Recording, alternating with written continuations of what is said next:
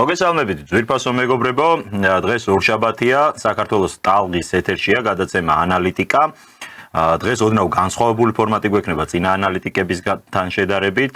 გადაცემის სამყვანი ვიქნები მხოლოდ მე, თენგო ომანიძე, ხოლო სტუდიაში გვეყოლება სტუმარი, ანალიტიკოსი, პროფესორი ბატონი დემურ გიორხელიძე. მოგესალმებით, ბატონო დემურ, დიდი მადლობა გადაცემაში სტუმრობისთვის. გადაცემასაც ქვია ანალიტიკა, აქედან გამომდინარე ჩვენი გადაცემის მიზანია მიმოვიხილოთ ის თემები, რომლებიც არის ყველაზე უფრო აქტუალური საზოგადოებისთვის. დღევანდელ ეთერში გვინდოდა გვესაუბრა მთავრობის გადაწყვეტილებაზე, რაც უკავშირდება განათლების რეფორმას, რომელიც დაიწყო ძალიან ხმაურიანი გადაწყვეტილებით, რომ ორი ტრადიციული უნივერსიტეტი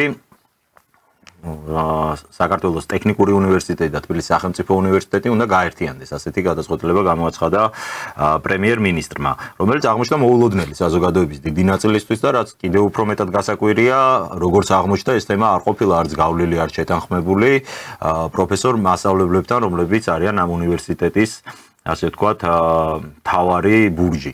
საინტერესოა მოვისმინოთ თქვენი მოსაზრება, ზოგადად როგორ აფასებთ აი ამ კონკრეტულ ინიციატივას და შემდეგ უკვე დეტალურად გავიაროთ რა რისკებს უკავშირდება და შეიძლება რაიმე ბენეფიტიც გქონდეს ამ თემაზე. როდესაც თქვენ დამირეკეთ და მითხარით ამ გადაცემაში მონაწილეობა, მე ყველაფერს მოუყარეთ ჩემს გონებაში თავი, შემიძლია გითხრათ, რომ ჩემი ანალიტიკა ეფუძნება იმას, რაც მე გავიარე უსაშველოდ დაწინაურებული მეცნიერება, საუნივერსიტეტო კურსები, ტექნიკური განათლების კურსები, უმაღლესი დონის და მოусმინე მსოფლიო დონის კორიფეებს ლექციები. ამდენად მუშაობდი ისეთ სფეროში, სადაც საოცრებები იქნებოდა და მოდით იმისთვის, რომ პასუხი გავცეთ თქვენ ძალიან მნიშვნელოვან კითხვას, მე მხოლოდ ერთ რამეს გავაკეთებ და ახსნი რა არის და დასკვნა მოდი ჩვენს გონიერ მაყურებელს მივანდოთ და თვითონ შეაფასონ ყველაფერი. ამიტომ მე გელაპარაკებით არა ვიღაც თქვათ, არამედ ადამიანი, რომელმაც გაიარა ეს ყველაფერი და მიმაჩნია, რომ ეს არის ჩემს ცხოვრებაში უდიდესი გამართლება იმისა. განათლება არის საქართველოს მომავლის ნომერ პირველი სტრატეგიული ამოცანა.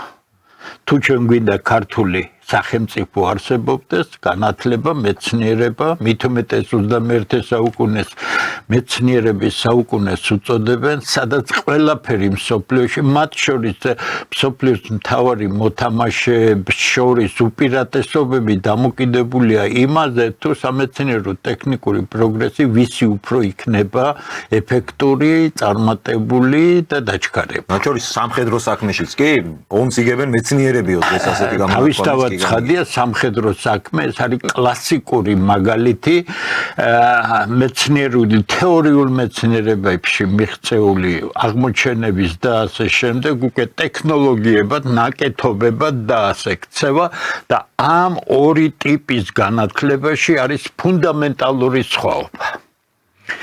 თანამედროვებას თუ შევხედავთ, ჩვენ ახლა გვაქვს მესამე თაობის უნივერსიტეტი მოდელი, რომელსაც ქვია უნივერსიტეტი 3.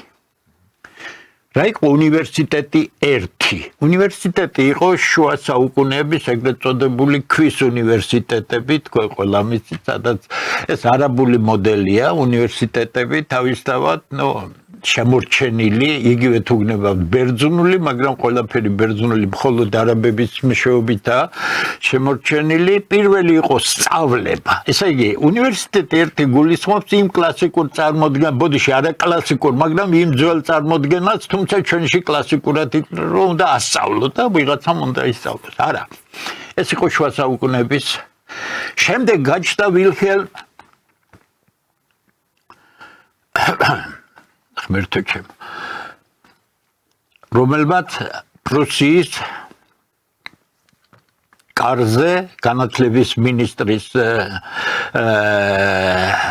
თანამდებობა ეკავა და მან შეიმუშავა უნივერსიტეტების ის მოდელი, რომელიც გახდა კლასიკური უნივერსიტეტების სახელწოდებით. ეს იყო განათლებისა და მეცნიერების შერწყმა და მან ჰუმბოლტი, ბოდიში, რამ დამავიწყდა.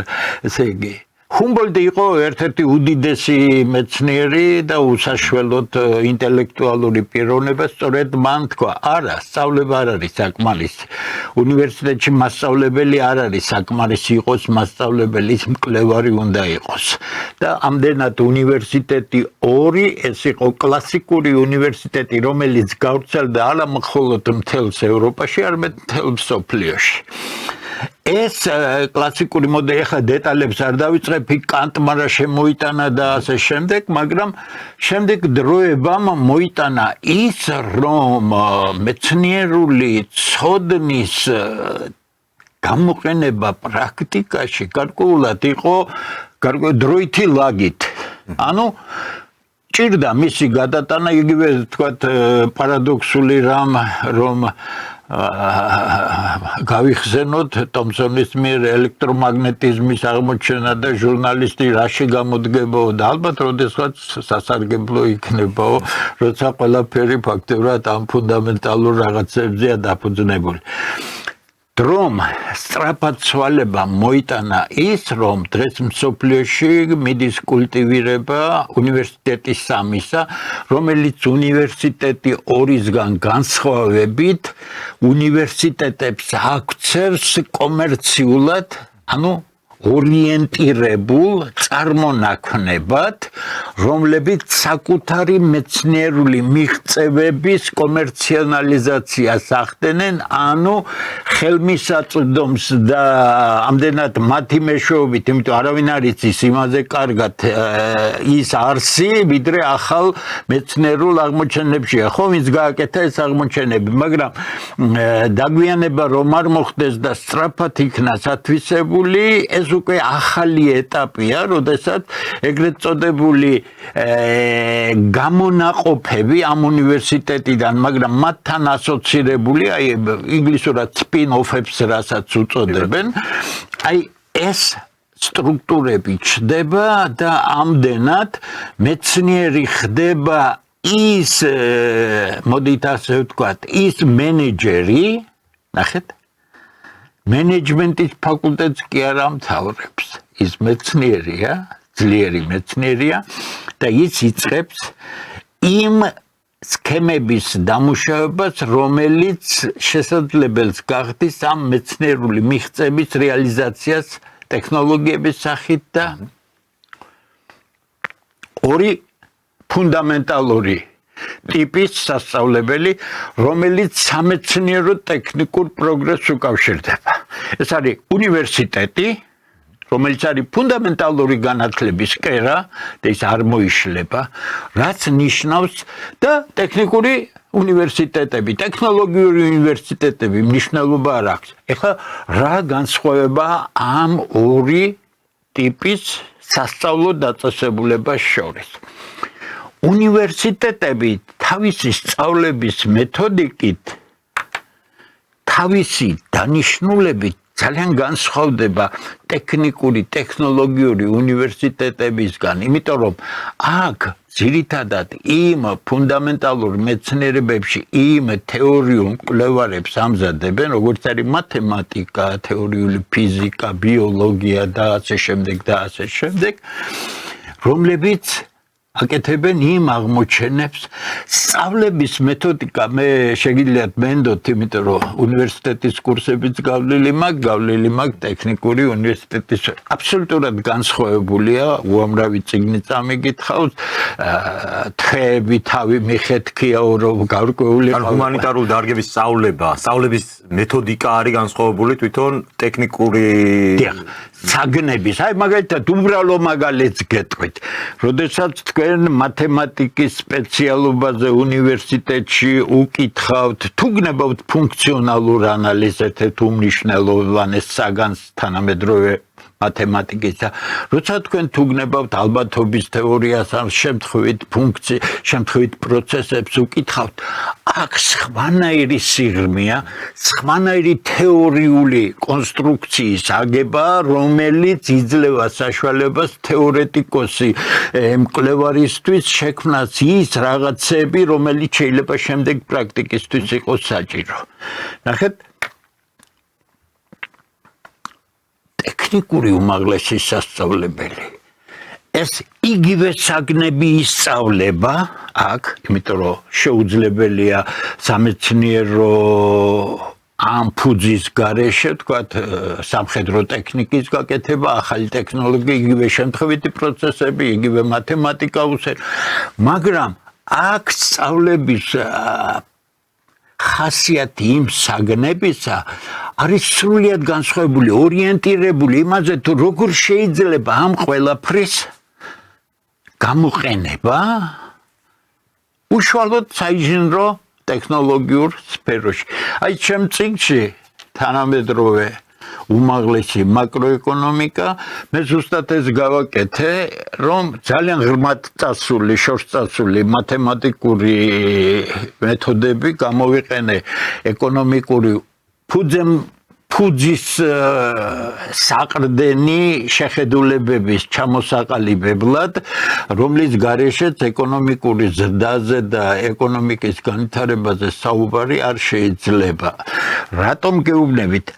ახლა ნახეთ განსხვავება რა არის უნივერსიტეტსა და ტექნიკურ უნივერსიტეტის პროფესორი, რომელიც შედის მომავალ თეორეტიკოს მათემატიკოსებთან, არაფრით შეზღუდული არ არის პრაქტიკული რამეებისთვის.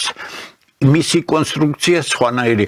აი მე ადამიანს, რომელსაც ათობით სტატია მაქვს, ზოგი გამოყენებით მათემატიკაში, ურთულეს გარსების თეორიაში, რაღაც სპეცნაკეთობების მდგრადობაში და ასე შემდეგ, მე ვარ მათემატიკის გამომყენებელი, მაგრამ მე ვერაფრით ვერ დავწევ თეორიულ მათემატიკურ სტატიას, იმიტომ რომ ჩემი გონება სხვანაირად არის მოწყობილი. აი ეს ფუნდამენტალური სხვაობა თუ არ გვესმის ჩვენ, იმიტომ რომ ამ ორი რამის ერთად შერწყმა ეს როგორია, იცით?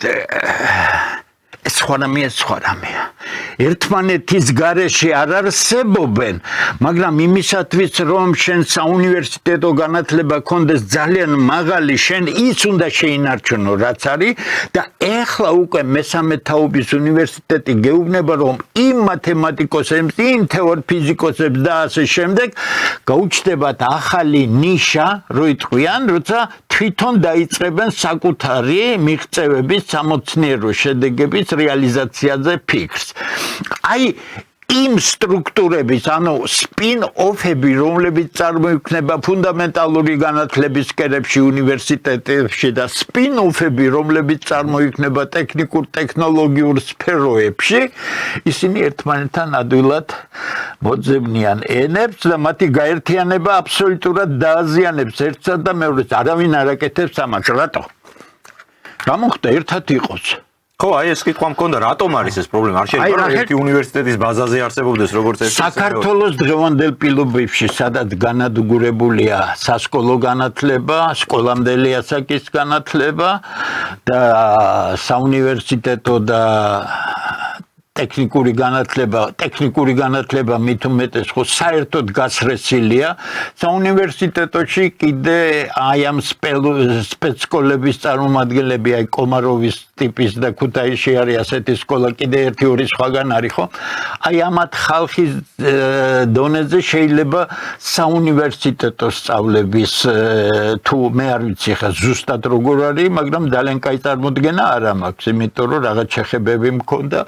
ხო, ხდება შენარჩუნება, მაგრამ პოლიტექნიკური განათლების, საინჟინრო განათლების დაკნინების გამო თქვენ კარგად იცით, რომ კონკურსები არანაირ საინჟინრო სპეციალობებზე პრაქტიკულად არ არის. მაშინ როცა, ნახეთ,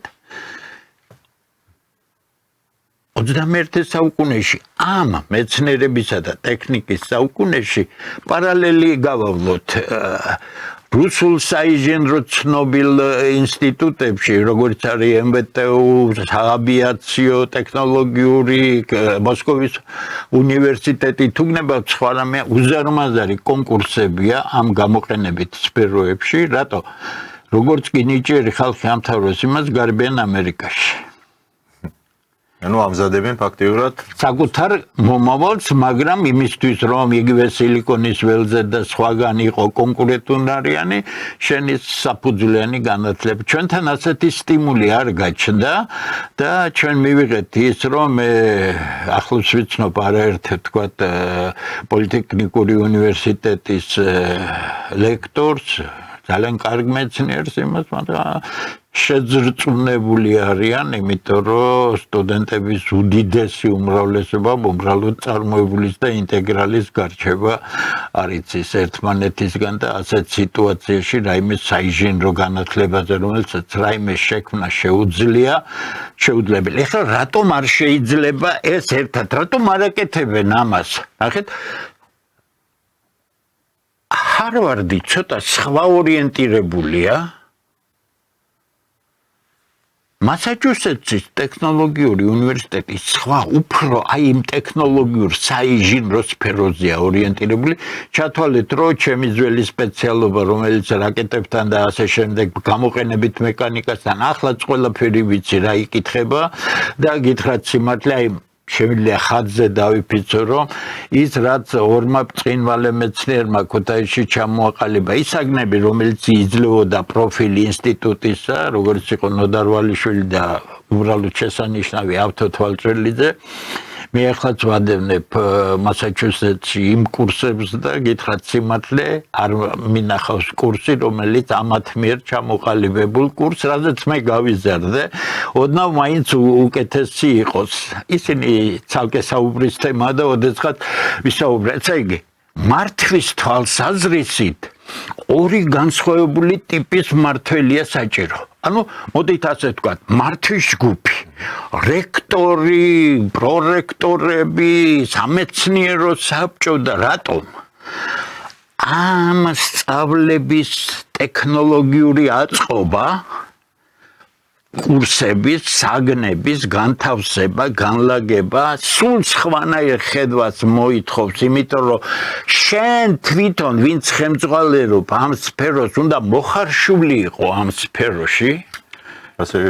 და როცა შენ ტექნოლოგიურ, ტექნიკურ უნივერსიტეტის ხელმძღვანელი ჯგუფი ხარ, რექტორი და ასე შენ ამაში უნდა იყო ღრმად მოხარშული, იმიტომ რომ შენ გჭირდება ძალიან მაღალი დონის მათემატიკა, მაღალი დონის ფიზიკა და ქიმია და ასე შემდეგ, მაგრამ შენი ორიენტირი არის როგორ შეგიძლია შენ ეს მიაბა კონკრეტულ ტექნოლოგიას კონკრეტულად. ანუ პრაქტიკული გამოყენება ყოველთვის ამ. რა არის ტექნოლოგია? საქართველოში ამაზე ძალიან ცუდი წარმოდგენა აქვს და არის ინსტიტუტები, რომლებიც ტექნოლოგიურს უძახიან. თავის თავს მე გადავხედე მათ სასწავლო კურსებს და იქ არც საინჟინრო არაფერი და არც საბუნების მეტყველო და ტექნოლოგია არის მეცნიერული მიღწევების გადაყვანა პრაქტიკულ კალაპოტში, როდესაც ის შეიძლება აქციო ტექნოლოგიათან ნაკეთობდო. გასაგებია ნაკეთობად ვერ აქცევ თუ ის გასაკეთებელი ტექნოლოგია, ანუ იმ პროცესებისა და პროცედურების თანმიმდევრობა არ ჩამოაყალიბე, იმ მეცნიერული შედეგების შესაბამის ტრანსფორმაციას რო აღწევს ტექნიკაში და ეს არის სხვა რამე. მე მყოლია ნაცნობი მისაუბრია ჯერ კიდევ ახალგაზრდა სრულიად თეორეტიკოსებთან, მისაუბრია იმ ხალხთან, რომელთანაც მუშაობდი და სრულიად გიჟური პროფილის საქონელს აკეთებდნენ, მოდი ასე უწოდოთ, აბსოლუტურად ორი განსხვავებული მენტალობაა. განსხვავებულია არა მარტო ფსიქოტიპი და თავისი აზროვნების კონსტრუქციით. ეს პრაქტიკოსები, რომლებმაც ძალიან შორს იციან ის მათემატიკა და სხვა რამეები, ტვინი სხვანაირად მოწყობილია. მიხვდით?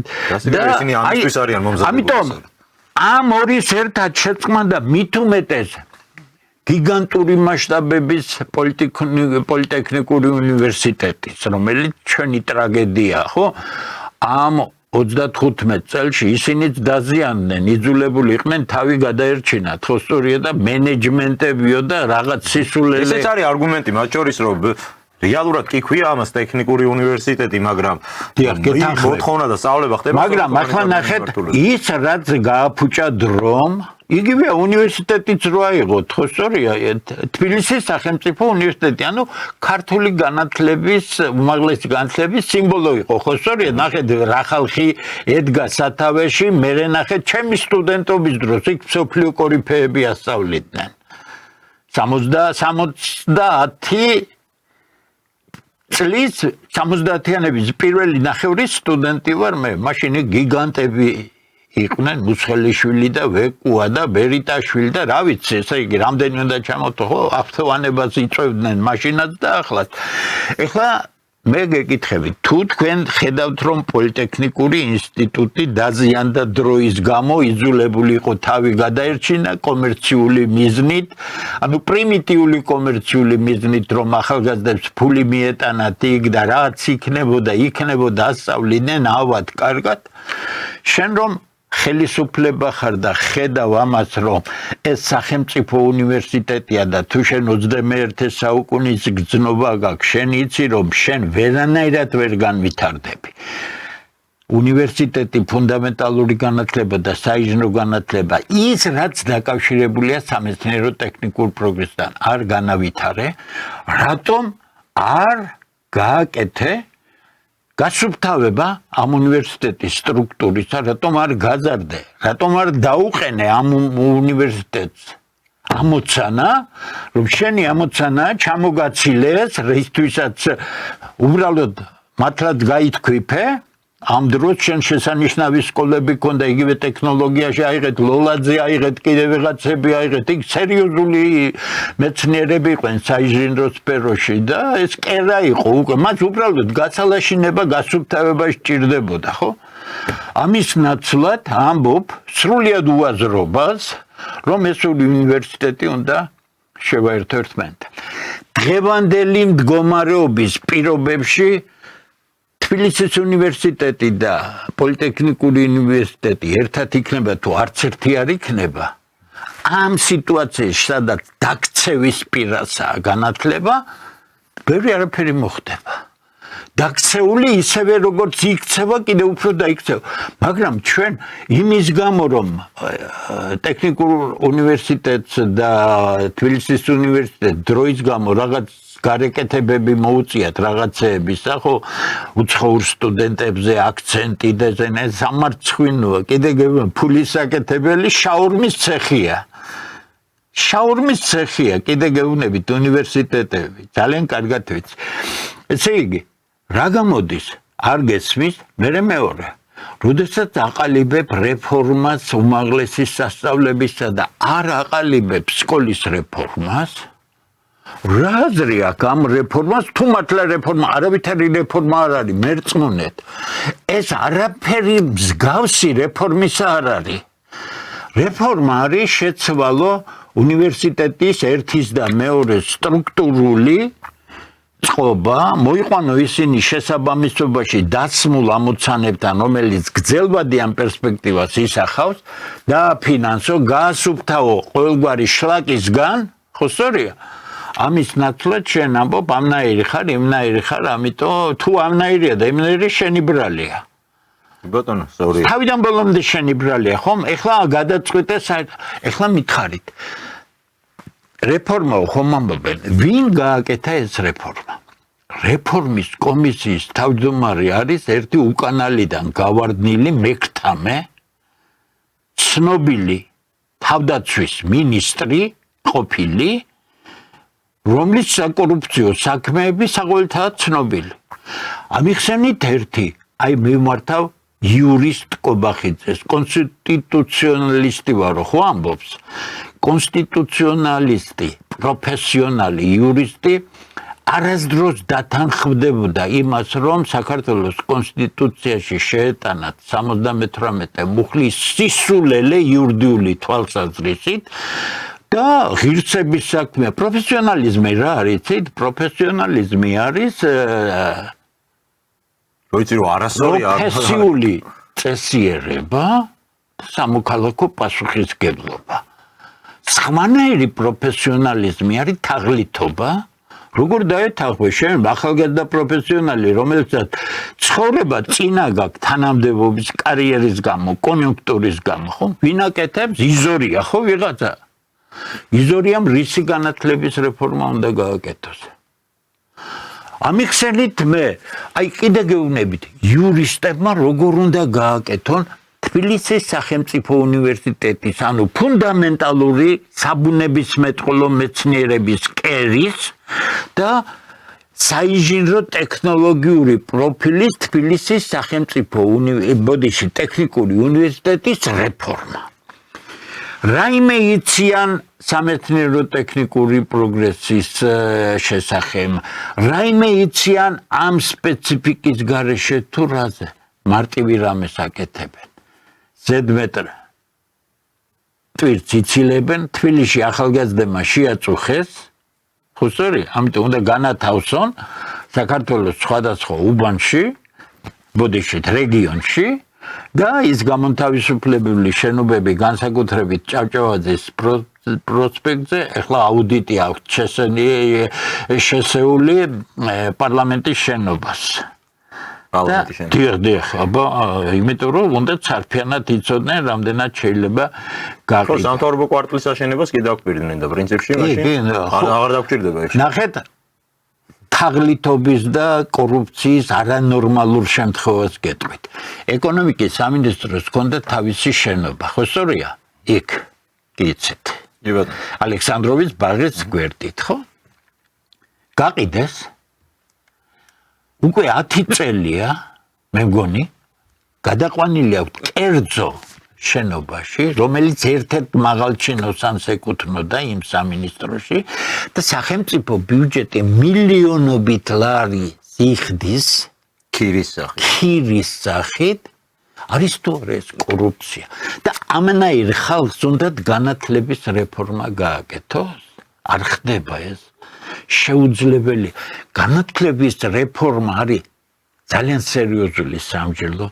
ყველა ღირებული ადამიანი, რომელიც შემორჩენილია ჯერ კიდევ, როგორც თბილისის ანუ ფუნდამენტალური განათლების ხალხი, საინჟინრო განათლების ხალხი, ადამიანები, რომლებიც ამ საქმეს თავის სასიცოცხლო არსებობის საქმედ მიიჩნევენ, ხო? მე როცა დავდიოდი უნივერსიტეტში, ჩემს ინსტიტუტში, მე იქ არ შევდიოდი სამუშაოდ, ეს იყო რაღაც სასწაულე ადგილი, სადაც მე ვცხოვრობდი, უბრალოდ.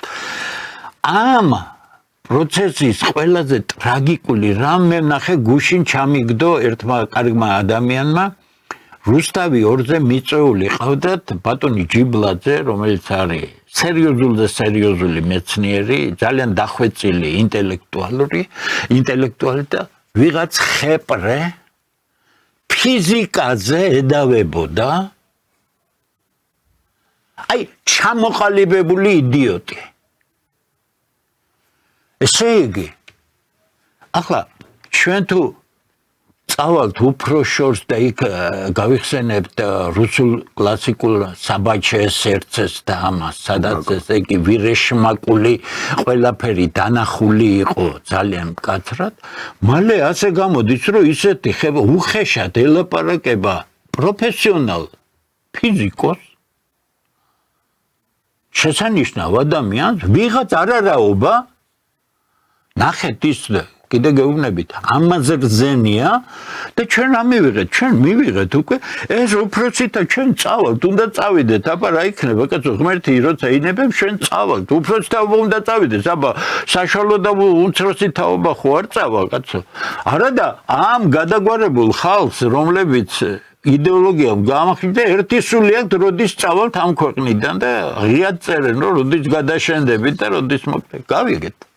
არსად არ გადავშენდებით, სანამ ამ ქვეყანას არ დავაყენებთ ფეხზე, მანამ არსად არ წავალთ. ასე რომ, რა იცით, ესე იგი, აბსოლუტურად პროფანი ადამიანები აკეთებენ, მე ხას უსვამ, ძალიან ძიმედ დაველაპარაკები ყველა იმას, ვინც იმ იზორიას კომისიაში იყო.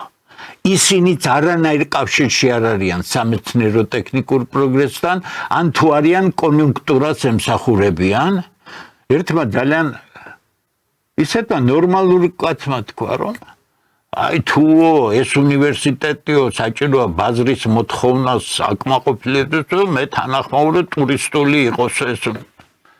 ეხლა მოდით მივადგეთ ყველაზე მთავარ რამეს, ყველაზე მნიშვნელოვან რამეს, რომელიც მიუთითებს იმას, რომ საქართველოს დღევანდელ ხელისუფლებას წარმოდგენა არ აქვს ცოდნა და განათლება რა არის. ხაც უსვა, მე ემოციურად არ ვლაპარაკ და პიროვნებებად არც კობახიძე არ მაინტერესებს, რა საინტერესო ის არის საცოდავი ახალგაზრდა კაცი, რომელიც გასრესილია დამპალ იდეოლოგიისგან.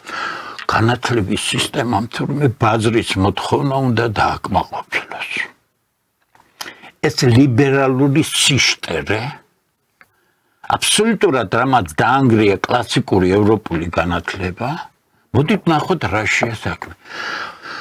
თავისთავად ცხადია განათლება უმაღლეს სასწავლებლებში, ტექნიკურში და ასე შემდეგ უნდა გარკვეულწილად აკმაყოფილებდეს და აკმაყოფილებს კიდე კი მშენებლებია საჭირო, ელექტროინჟინრებია საჭირო. ეს თავისთავად ცხადია, მაგრამ განათლების სისტემაში ბაზრის მოთხოვნის დაკმაყოფილება არის პატარა სეგმენტი. მთავარი სეგმენტი, რომელიც მზადდება სამეცნიერო ტექნიკური პროგრესის განვითარებისთვის, არის ის, რომ ამ მთავარმა წარმომადგენლებმა ამ განათლებისა უნდა უზრუნველყონ ცოდნის წარმოება. მივადექით ახლა ყველაზე თუ ცოდნა არის წარმოება ქვეყანაში, აი კიდე გეუბნებით, ჩემი წიგნის გამო არ ვამბობ, ჩემი წიგნი წაღებულია ამერიკაშიც, 80% ამერიკულ უნივერსიტეტებში არ არის ის დონე, რაც იმ წიგნშია. ბოდიშ გიხდით, ვისაც არ იცით ეს წიგნი, აიღეთ, წაიკითხეთ და მერე ვისაუბროთ რამდენიც კიდე საქმე რაშია. ნახეთ, ეკონომიკის განვითარებაზე როცა ლაპარაკობს ეს ხელისუფლება, ლაპარაკობს არაბულ ინვესტიციებს. ან მე დავწერე ძალიან უხეი, ან უბიცები ხართ, ან მზაკვრები ხართ. ორი ვარიანტია, სხვა არ არის. რაიმე გარე ინვესტიციას ქვეყნის ეკონომიკის განვითარება არ შეუძლია. ანბანია. ეს მეცნიერული რა ვითარებს აბა ქვეყანას? არის ფაქტორები. რა არის ფაქტორები? მაგალითად, შენობები, ნაგებობები, დანადგარები, ხო სწორია, ეს ფიზიკური კაპიტალი რასაც ქვია. არის შრომა. მაგრამ არის უფრო მაღალი დონის შრომა, რომელიც ადამიანურ კაპიტალს უკავშირდება, ხო სწორია, ადამიანური კაპიტალი არის კარგად განვითარებული უნარჩვები და ასე შემდეგ, რომელიც სწავლობს ამ პროცესში და ვითარდება. და არის კიდევ ერთი მთავარი ფაქტორი, სხვებს აღარ მივყვები, რომელსაც ქვია ცოდნა. knowledge. знание რუსები ამბობენ. 30 წელი დასჭირდა ამერიკელებს, რომლებმაც პირველად დასწრეს ეს კითხვა, ვიცით, პრაგმატული ხალხი. ეს სახელმწიფო რატო ვითარდება? ეს სახელმწიფო არ ვითარდება. აქაც და აქაც ხო, ერთი ხალხი ვითარდება, მეორე ხალხი არ ვითარდება. ხო, რაშია საქმე? ეგონათ რომ უცებ მიიღებდნენ პასუხს. 30 წელი დაჭირდა ყველაფრის გადამოწმებას, რომ ფიქრობდნენ, რომ ფიზიკურ კაპიტალზეა საქმე, არიქა ტექნოლოგია, ტექნოლოგია ეს არის დაახლოებით, ადექიდა ტრაქტორს დაუყარეთ თივა. მოიტანეს საქართველოში ახლა უმაღლესი რანგის ელექტრონიკის საწარმო. რა მერე? რა, იგივეა ტრაქტორს დაუყარე, ვინ არის მზად ამისთვის? ესე იგი, ნახეთ რა შეესაქმე. ეს ყველაფერი ჩემი წიგნის მეხუთე თავშია. რა განავითარებს? ანუ თავარი ერთადერთი რაც განავითარებს ქვეყანას, საზოგადოებას, ხალხს არის ცოდნა და ცოდნის დაგროვების ტემპი, იმიტომ რომ ცოდნა თუ არ ვითარდება და იმ ტემპით არ იზრდება, რა ტემპით დრო ითხოვს, შენი ცოდნა მოკვდება, მალე არაფერი ახლა, ხო, ცოდნა რა არის? ცოდნა არის ყველაფერი. ინფორმაცია ანალიზი ამის. ხო.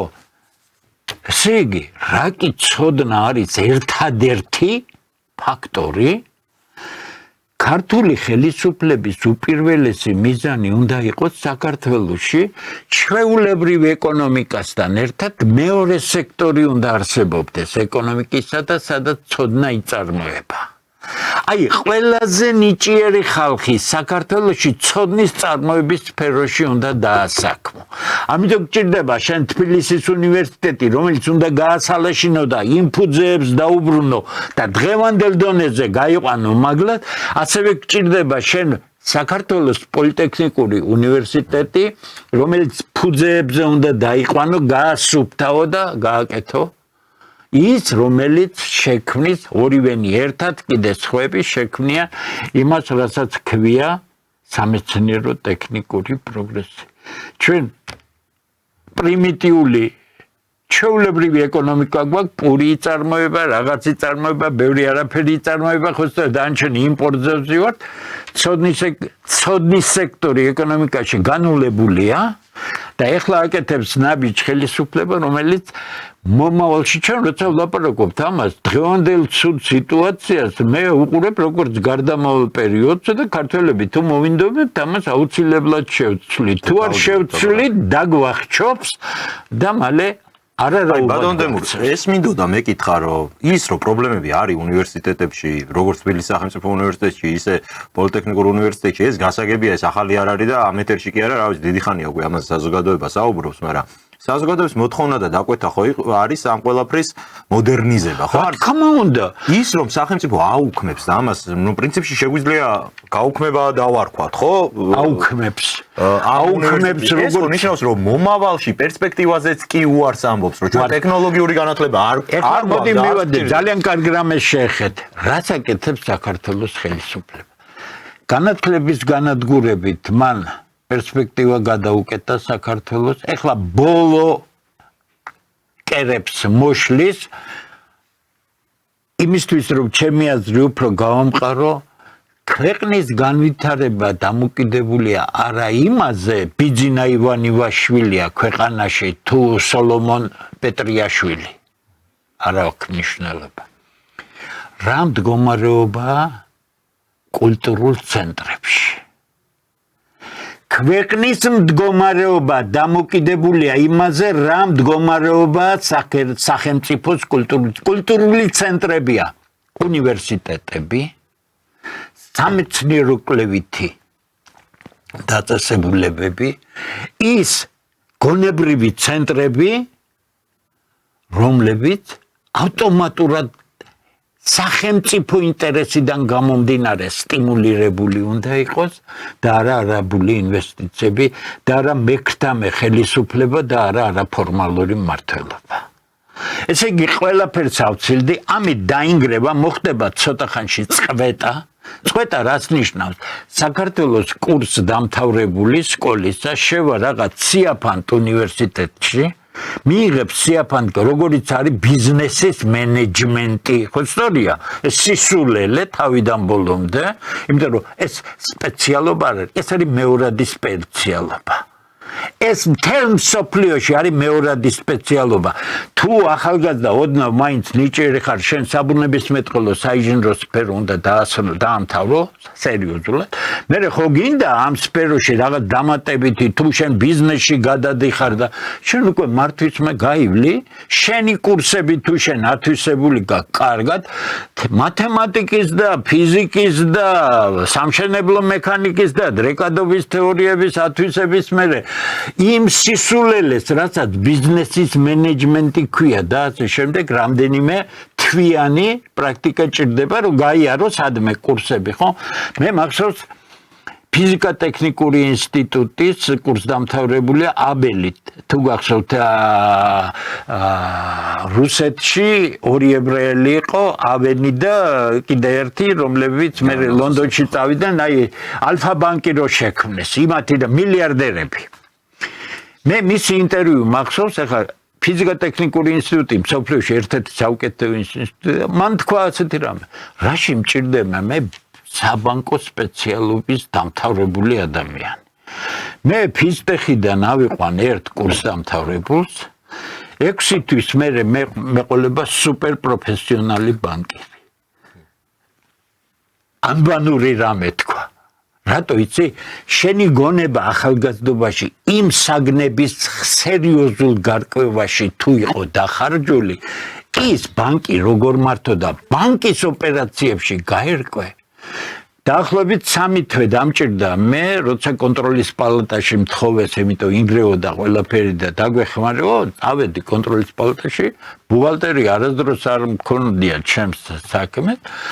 2 თუ 3 თვის მერე მე დისკუსია მქონდა ერთ-ერთ ცნობილ ბუღალტერთან, როცა მე აღმოვაჩინე ჩემი ინტუიციით მივხვდი, შემდეგ ძალიან ძლიერი პროფესიონალები მყავდა, რომ ელექტრონიკაში, ელექტროსფეროში, აღრიცხვის სფეროში რაღაც თაღლითობა იყო.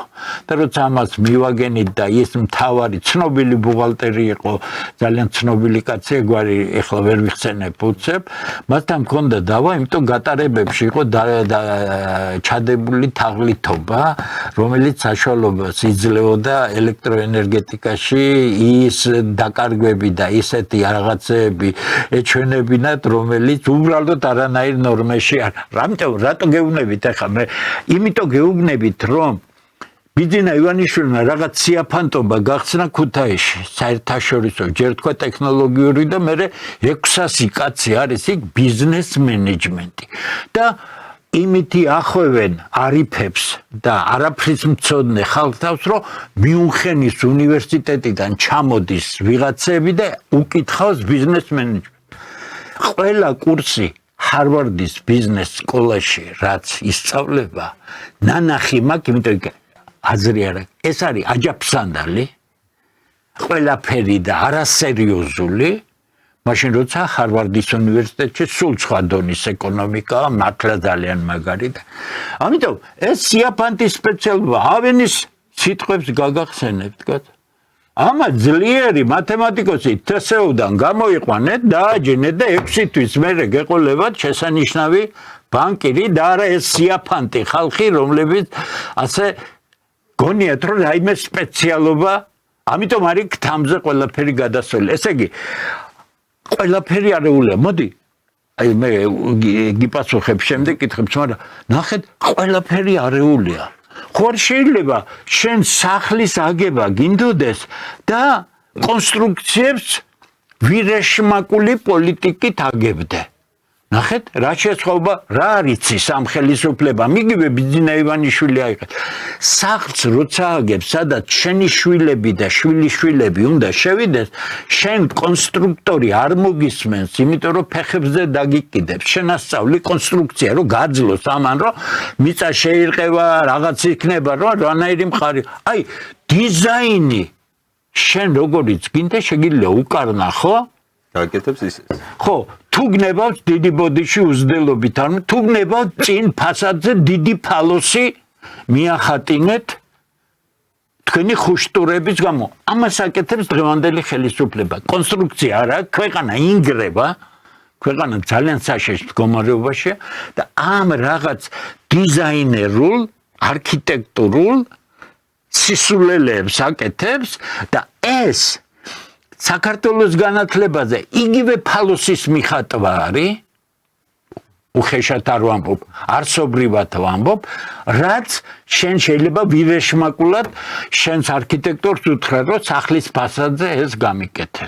ან სხვა რამე, სულ ერთი.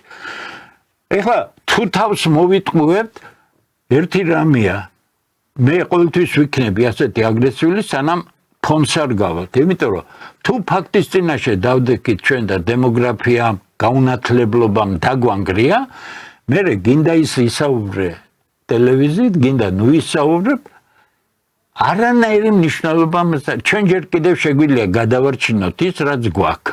თუ ჩვენ ავყვებით ამ ხელისუფლებას, რომელიც წმინდა პროფესიული თვალსაზრისით არის ბალვანი, ხო იცით, ბალვანი, სხვა სიტყვით არ დავარქმევ ამას.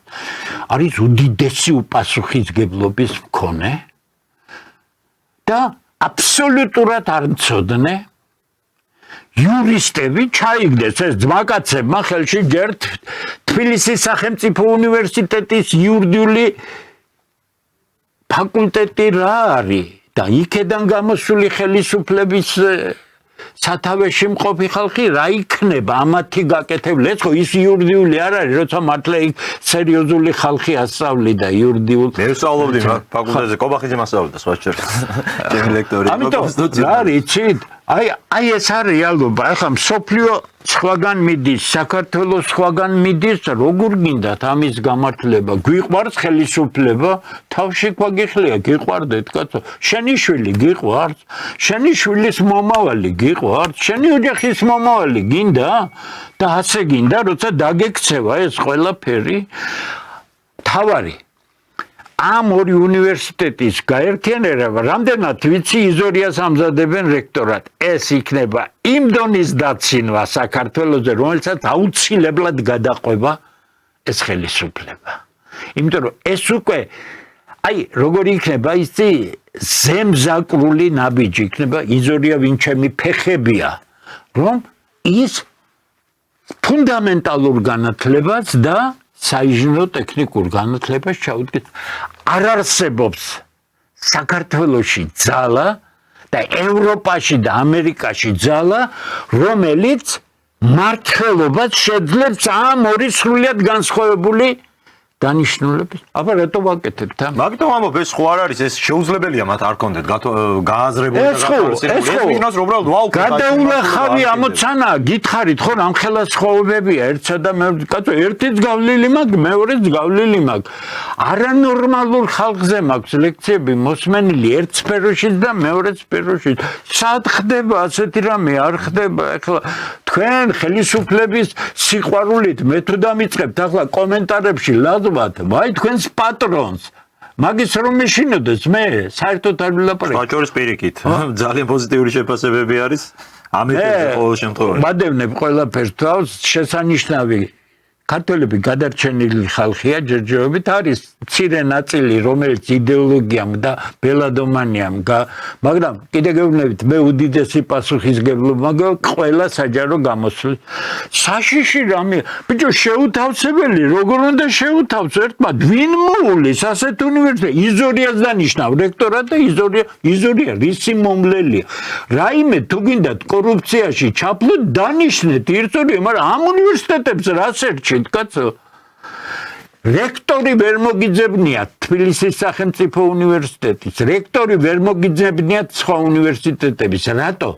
მიზანმიმართულად ანგრევთ და იმიტომ რომ საქართველოში შესანიშნავი ადამიანები არიან ვინც თბილისის სახელმწიფო უნივერსიტეტსაც მოული და სხვა უნივერსიტეტ პოლიტექნიკურ ინსტიტუტსაც მოული და მე არ ვეხები კერძო უნივერსიტეტებს ეს მათი საქმეა და ისინი მთავარია კანონის ფარგლებში მოქმედებდნენ ამიტომ სოფლიოში არსად არ წყვეტს კერძო სექტორი მთავარი განათლების რატო იმიტომ რომ შეერთებული შტატებიც რომ აიღოთ და ჰარვარდიც აიღოთ უზარმაზარი თანხა მიდის სახელმწიფოდან. ცხადია, უნივერსიტეტი სამი ქმნის ახალ წყაროს. გარდა სახელმწიფო დაფინანსებისა, რომელიც აუცილებელი იქნება, რატომ იცი, შენი ხვალინდელი დღე უნივერსიტეტებზე და პოლიტექნიკურ საინჟინრო განათლებაზეა. მაგრამ ის კომერციონალიზაცია გააჩენს ვენჩურულ კაპიტალს. ვენჩურული კაპიტალი საქართველოში რა არის ვენჩურული კაპიტალი? ვენჩურული კაპიტალი ეს არის სარისკო კაპიტალი, რომელიც იდება ისეთ სფეროში, სადაც რისკი მაღალია, მაგრამ თუ გაამართლა, მარჟა არის უზარმაზარი, ხო? ნახეთ, ვის აქვს ვენჩურული კაპიტალი და რატომ მიდის? არის ხალხი ტიპი ინვესტორისა, რომელსაც არ უნდა ეს ბანკში დადებულ ფულიზე პროცენტი აღებენ და ცოტა სიძლევიან. არაცხობს ეს აქციები, რომელიც გაცილებით დიდია და მიდის თამაში, წაგება მოგებისა, მაგრამ ძალიან კარგად შეისწავლის, სად შეიძლება დადება და ასე შემდეგ. ბოლოს და ბოლოს ბაფეტის აქციებს იყიდის მისი კომპანიებისა და თავისი გარანტირებული 10-12-14% ექნება. არაცხობს ეს 14%. ნახეთ, ვენჩურული კაპიტალის კლასიკურ მაგალითს გეტყვით. ინჟინერი ტეხასიდან, რომელსაც გაუჩნდა იდეა ფიქალური ბუნებრივი აირის წარმოებისა. მივიდა რამდენიმე ფულიან მეგობართან და მოთუთრეს ახლა შენ ფული გააკეთე მოეწონათ იმიტომ ტეხასელი ხა იმას რომ ვერ მიხვდება რომ ქანებიდან შეიძლება ბუნებრივი აირი გამოვიდეს მისცეს ერთი წელი გავიდა 2 წელი გავიდა 10 წელი გავიდა 20 წელი გავიდა აძლევენ ფულს ეს იბოდიშებს და გააგრძელე და ბოლოს სადღაც მეოთხე ათწლეულზე იფეთქა და ფიქალური რევოლუცია მოხდა დღეს ახლა ყველა ისინი მილიარდერები არიან აი სწორედ ეს არის ვენჩურული კაპიტალი მოდით სტატისტიკას გეტყვით სოფლიო პრაქტიკაში სარისკო ასეთ სამეცნიერო და ასე შემდეგ გამოგონებებში და ესე ჩადებული ფულის 20% ამართლებს 80%-ს გაუმართლებს ის არის მაგრამ ჯამში რომ შევკრიბოთ ის გამართლებული 20% ათმაგად ფარავს ყველა დანახარც რომელიც პლუს ეს არის ტექნოლოგიური პროგრესის განაპირობებელი ეს არის ტექნოლოგიური პროგრესი მანახეთ ერთი ამ დამპალ ფინანსურ სისტემაში სადაც კომერციული ბანკები არაფერი კომერციული ბანკების საწინააღმდეგოდ ეს დამპალმა ხელისუფლების მიერ შექმნილმა წესებმა აქცია ისინი იმ მონოპოლისტებად რომლის მსგავ ბოდიში ოლიგოპოლიურ ჯგუფად რომლის მსგავსი მოგება მსოფლიოში არც ერთ ბანკს არ აქვს პროპორციულად გეუბნებით არა თუ ბანკს არალეგალურ ბიზნესს არა აქვს იმდენ როდესაც ამას აკეთებთ და ბაზრის მოთხოვნაზე ჯერტი კადრების მიმართ სისულელეს ამბობ რომელი ვენჩურული კაპიტალია საქართველოში მანახეთ სადაც თქვათ შეერთებულ უნივერსიტეტში რომელიმე მეცნიერულ ჯგუფს ფულს ქართველი ვიღაც მეცნიერს ფულს მიცემს დღეს რომ მიცემს ფულს გუშინ საღამოს მოგება უნდა ქონოდა და არჩევნებში უნდა უჭერდეს მხარს ახლა ეგ ამიტომ რა არის იცი ყველაფერი მცდარია ხასუზამ აბსოლუტურად არ მაინტერესებს ხელისუფლებაში ოცნება თუ არ არის ოცნება ვინმე მყაი გააკეთ რაც გაკეთ დარიმცა ავხსენი რაც არის ხო აი ხლა ამის წინააღმდეგ ვინმე თუ წახვალთ ესე იგი არიცით რა ხდება მსოფლიოში მე ჩემი მთელი ცხოვრება ამ სფეროში გავაკეთე ბატონო დემო რა წინააღმდეგ წასვლაზეც ახლა შეიძლება ადამიანს განსხვავებული აზრი ქონდეს ეს კი არ არის მაგრამ მე თვითონ რა მიკვირს ამ შემთხვევაში და სადმე საუბარი ხო სადმე იყო საუბარი რომელიც არ ვიცით ხო აი ამას გულისხმობ არცად უთქვამთ, არცად ამის ისეთი სიღრმისეული პრეზენტაცია არ გამართულა, პირდაპირ იწყებენ ამ ორი უნივერსიტეტის გაერთიანებით და რაღაც ჩამოყალიბდა მაინც ისეთი სეგმენტი, რომელიც აი დაახლოებით ეს პოზიცია აქვს, რომ არ ვიცით რას აკეთებს ხელისუფლება, მაგრამ მაგარ ამას აკეთებს და რაში უნდა დაუკრათ და ეს არის მე კიდე გეუბნებით, მე ერთმა ადამიანმა ზოგი ცნობილი მითხრა რომ აი შენო შეურაცხყოფას ქართველი ხალხი არის ძალიან ღირსეული ხალხი ქართველი ხალხი იმსახურებს 10-ჯერ უფრო უკეთეს მდგომარეობას ვიდრე დღეს არის, მაგრამ ქართულ ხალხში არის მარგინალური ნაწილი, რომელსაც მე სეთურ ბრბოს უძახი, სეთურიზმს, იმიტომ ბელადებს გამოკიდებული აბსოლუტურად დაბალი ინტელექტის და განათლების ხალხი თავრობის გვერდები მომდის მე ჩემს Facebook-ს გვერდზე, თავისთავად ცხადია მაინტერესებს ოფიციალურად იქ კომენტარებია ან გონება დამთხეული უნდა იყოს ადამიანი ან სრული უვიცი და სახეზე როცა გინდა რომ ნახო ამ სულელური კომენტარების შემდეგ ხო ნახე კომენტარები როგორია გახარიადროინდელი კომენტარები ახლა რო ციხეშია ի პრემიერ-მინისტრი იმის თან კომენტარები, კობახიძის კომენტარები არაფრით ერთმანეთისგან გარცხავდება. ეს არის დაფინანსებული აქტივი ხა ეს იყენებენ ამ აქტივის ეფექტურად. მე მინდა ყველას გთხოვოთ, ჩვენ მზათავართ ყველას დაუდგეთ გვერდით ამ ქვეყნის კრიზისიდან, იმიტომ შევქმნით ჩვენ ქართველთა დიდი გაერთიანება.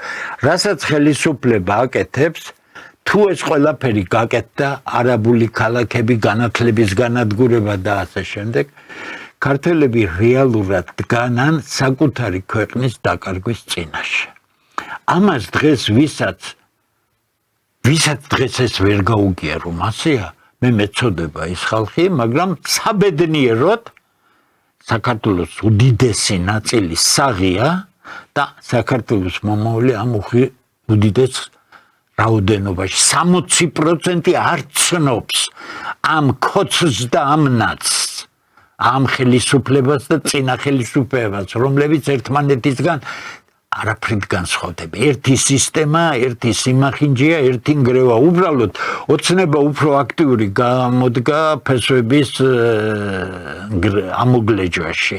და კიდე გეუბნებით, რომ ეს პროფესიული საქმე, ის კი არა მომწონს არ მოწონს, თავში ქვაგიხლია, მოგწონს თუ არ მოგწონს, რაში მაინტერესებს. სხვადასხვა რამე ამას ვერ შეაერთებ. ამას ვერ მართავ, არ არსებობს ასეთი სპეციალისტი მსოფლიოში, რომელსაც შეუძლია ტექნოლოგიური საინჟინრო დარგებისა და ფუნდამენტალური მეცნიერების ისე ეფექტურად მართა, როგორც მას ის ერთ სფეროში გააკეთებს. მესამე თაობის ხასუსამ, რომლის შესახებაც ის რაც ყობახიძემ განაცხადა, მე-19 საუკუნე მეცნიერება და ესენი კვლევები ბიჭო, ჰუმბოლდტმა გააკეთა ეს მე-19 საუკუნეში და შენ 2021 წლის 26 თუ მოდი 2026 წელს ადგეკი და ჰუმბოლდტის იდეას იმეორებ. ის წინვალე იდეა იმუშავა, ეხლა სხვაგან მიდის.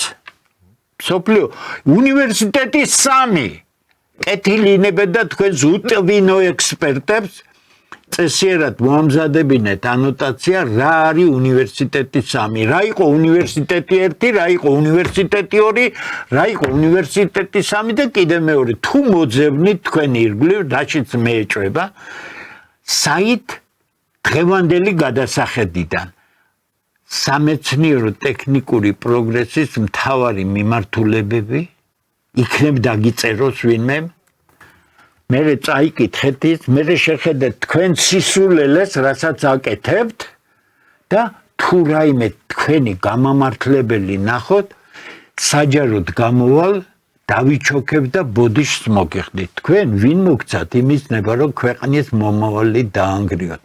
განათლებაში თქვენს მიერ გატარებული რეფორმები, თქვენს მიერ განადგურებული სკოლა ის საზიზღრობა სახელმძღვანელოებისა, რომლებსაც ბავშვებს ასწავლით, ის ცოდვა, რომელიც თქვენ მოგეკითხებათ აუცილებლად. ამიტომ ეხლა ისეთ რამეს აკეთებთ, რაც არიცით. მე რომ ეხლა და ან ჩემნაირი ადამიანები შემოვიდნენ და იურისტებს სისხლის სამართალში და სამოქალაქო სამართალში და ამაში ჭკუა გასწავლოთ. ხომ და მითხრათ, ვინ ახარ, ვიძია წადი შენ გზა. ეხლა მე გეუბნებით, ვინ ოხრები ხარ, წადი თქვენ გზაზე. დიდი მადლობა ბატონო დემურ, დიდი მადლობა ძალიან საინტერესო საუბრისთვის, როგორც ყოველთვის და მადლობა ჩვენ მაყურებელს, რომელიც ძალიან აქტიური იყო. დიდი მადლობა. როგორც ყოველთვის ხდება ხოლმე ჩემი პასუხისგებლობა მათ წინაშე არის უდიდესი. მადლობა. მადლობა დაგემშვიდობებით და პირველ რიგში იმედი მაქვს, რომ აი ეს რეკომენდაციები, ეს მოწოდებები, რომელიც თქვენგან მოდის და არა მხოლოდ თქვენგან ძალიან ბევრმა ადამიანმა თქვენ ხმის ამოღება არც მანამდე გიჭირდათ, მაგრამ ამოიღო ხო ამ ბოლო დღეების განმავლობაში ამ მართლაც ძალიან უცნაურ ნაბიჯებზე ხმა იქნება შესმენილი ხელისუფლების მხრიდან და მართლა არ არის ეს ისაკითხი, სულ რომ გენიალური იდეები გქონდეს, ეს არის მინიმუმ ისაკითხი, როდესაც ანგარიშვალდებულება საზოგადოების წინაშე არსებობს. უნდა გამოხვიდე, უნდა ახსნა წესიერად რას აკეთებ, რატომ აკეთებ, რა შედეგისთვის აკეთებ და მე დაიწყე რაღაცების გაყიდვაზე, ხო? ზერელე რასაც ახსნა მოუძებნეს, ხო? აბსოლუტურად აი ყობახიძის ყველა ახსნა არის პროფანის ახსნა. აი პროფანი, რომელსაც არ იცის რაზე ლაპარაკობს. სამწუხაროა, ნახოთ როგორ განვითარდება ამ ხრი მოვლენები და კიდევ ერთხელ არაერთხელ მოგვეცემა თქვენთან საუბრის შესაძლებლობა დარწმუნებული ვარ. მინდა შეგახსენოთ, რომ ჩვენი გადაცემის სტუმარი იყო პროფესორი ბატონი დემურ გიორხელიძე. ჩვენ საუბრობდით უნივერსიტეტების ირგვლივ მიმდინარე ბოლო დღეებში დაწყებულ ამბებზე და დისკუსიაზე. იმედი მაქვს მოგეწონათ ჩვენი საუბარი. 4 შაბათამდე დაგემშვიდობებით, კარგად ბრძანდებოდეთ.